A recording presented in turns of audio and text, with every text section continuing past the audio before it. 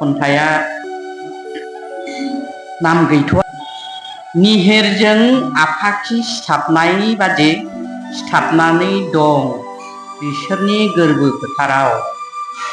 हारौ मिरौ अरन बिरना बे हादामालायनो गावसोरनिसो, गावसोरनिल' आंगोखांबाय थायो। आजौ आजैमोननि साल बिलाइ खुस्रा बिलाइनि थांखु सोबनायनि लुन लुन उखुन्दैया दाबोनो बिसोरनि गन्थङाव मोदोमबाय थायो।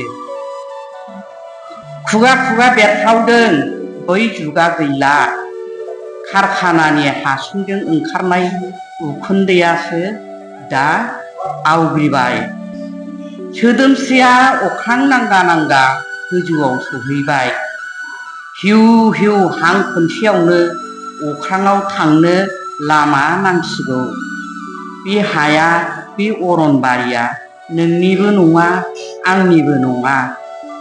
सोरगोफुरियाव थांनो लामा बानायनांगौ। बेवनो जों सोरगोफुरिखौ मोनगोन। बे हाया नोंनिबो नङा आंनिबो नङा। गोजोन्थों।